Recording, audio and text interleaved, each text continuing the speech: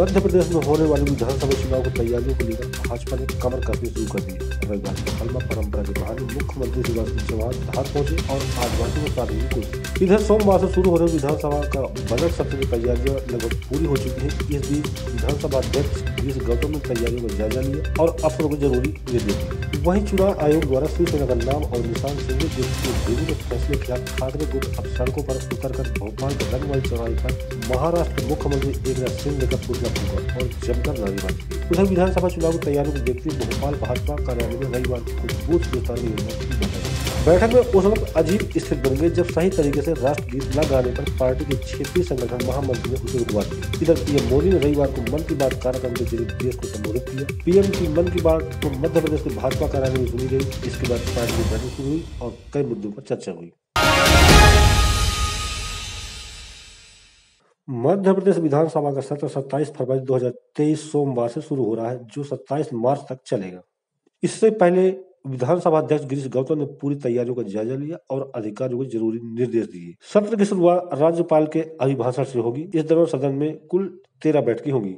वित्तीय वर्ष 2023-24 का बजट प्रस्तुत होगा। साथ ही शासकीय एवं अशासकीय कार्यों का संपादन भी किया जाएगा। सत्र में राजस्व, नगरीय विकास एवं आवास सहित अन्य विभागों द्वारा संशोधन विधेयक प्रस्तुत किए जाएंगे। साथ ही वर्तमान वित्तीय वर्ष के लिए तृतीय अनुपूरक बजट भी प्रस्तुत किया जाएगा। बता दें कि मध्य प्रदेश की 15वीं विधानसभा का यह 14वां सत्र होगा। नहीं हो क्योंकि अब कोरोना है नहीं, हमारे दर्शक भी आएंगे, उनको भी प्रवेश देंगे, तो सबकी व्यवस्था ठीक ठाक रहे, कहीं किसी तरह की कानून व्यवस्था में दिक्कत नहीं आवे, हमारी व्यवस्था में दिक्कत नहीं आवे और लोगों को कोई परेशानी भी नहीं हो, इसलिए इसका निरीक्षण। हलमा परंपरा के बहाने मुख्यमंत्री शिवराज सिंह चौहान धार पहुंचे और आदिवासियों को साधने की कोशिश की। सीएम ने कहा, कंधे पर गैती लेकर कल से आप लोग यहाँ आए हैं। पहले गैती यात्रा निकाली, फिर उसकी पूजा की। उन्होंने कहा कि हमारे जनजातीय समाज के आदिवासी भाई बहनों की यह परंपरा रही है कि समाज का कोई भी भाई बहन किसी काम में पीछे रह जाता है तो हम उसके साथ गैती फावड़ा उठाएं और उसका साथ दें ताकि वह पिछड़ न पाए। हमारे आदिवासी भाई बहनों की हलवा परंपरा जो आज दुनिया को ग्लोबल वार्मिंग से बचा सकती है, उस परंपरा के अंतर्गत आपने आज यहाँ टंच की खुदाई की पानी के संरक्षण के लिए की है। सीएम ने कहा कि परंपरा के अंतर्गत आपने आज यहाँ टंच की खुदाई की पानी के संरक्षण के लिए की है। हमारे जनजातीय समाज की, आदिवासी भाई बहनों की ये परंपरा, जिसमें समाज का कोई भी भाई बहन अगर पीछे रह गया हो किसी काम में तो वो पिछड़ ना जाए। चलो हम भी गैती फावड़ा उठाएं और उसका साथ दें।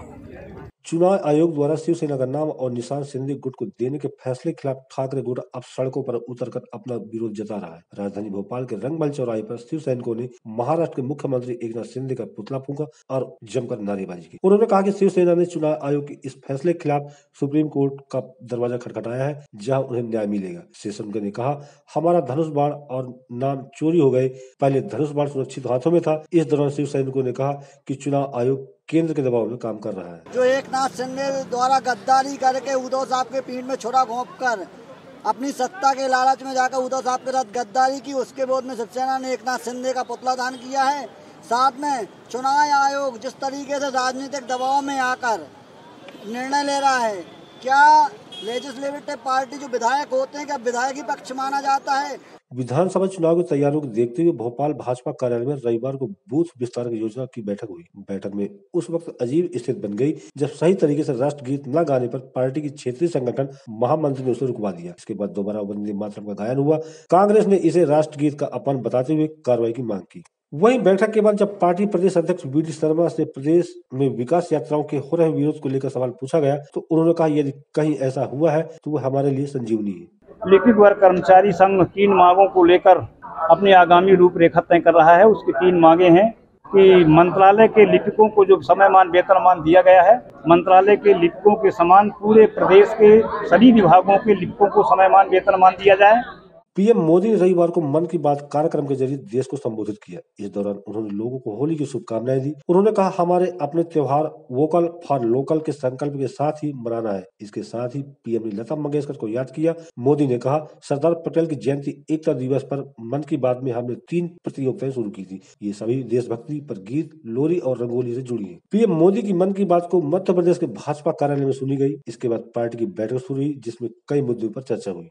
माननीय प्रधानमंत्री जी ने मन की बात में जो आज महत्वपूर्ण विषय देश के सामने रखे हैं उसमें मुख्य तौर पर माननीय प्रधानमंत्री जी ने भारतीय संस्कृति, परंपराएं, लोकगीत, इन बातों के बारे में माननीय प्रधानमंत्री जी ने बड़ी गंभीरता के साथ देशभक्ति पर गीत, लोरी, रंगोली, इन सारी बातों के बारे में उल्लेख किया। यानी हमारी इस संस्कृति की रक्षा के लिए जो माननीय प्रधानमंत्री जी ने संदेश दिया है और देश के अंदर ऐसे जो अच्छे काम करने वाले लोग हैं उनका एप्रिसिएशन माननीय प्रधानमंत्री जी ने किया।